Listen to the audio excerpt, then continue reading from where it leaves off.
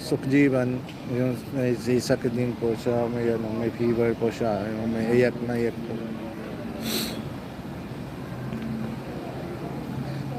Thank you po sa kulay po. Thank you.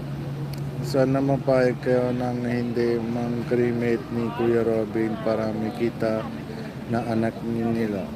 Yes po, kung may cremate din po kay si Kuya Robin, kasama din po sila yung bata, may kita din po sila. Kami din Kuya Nico, kasi bigla din nangyari. Yan po, kasi yung kahapon, yung isang gabi, may usap kami video call. Tapos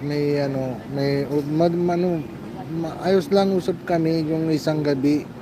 Tapos kahapon, yung maga, medyo mahina siya. Kala po kami may pagod siya, may tulog na kasi dalawang gabi hindi siya tulog. Dire-diretso lang yung makulit, wala yung sarili niya. Kala kami mapagod nang siya, may tulog na. Kung mga dating ng kahapon, yung yesterday yung hapon 5 or 6 o'clock, mihinang yung pulse niya, mihinang yung katawan niya.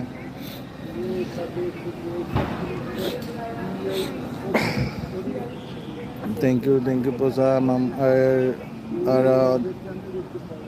Dun. Salamat po sa kulay.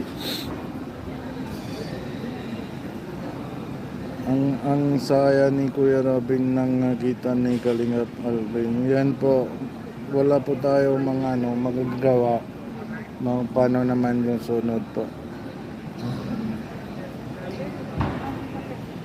Sana bago ng cremate Kuya Nico, dapat nakita mo na lahat ng mga anak niya makita. Yes po, yung kung may cremate, tingnan mo na, usap ko lang kay Ate Pia, paano naman, anong gusto niya.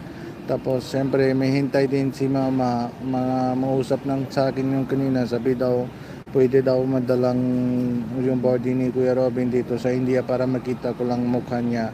Dapat po, pero important lang una, yung bata at Pia. Yung sila lang sila lang matagal, sila lang po yung una, yung decision, ano may gusto nila.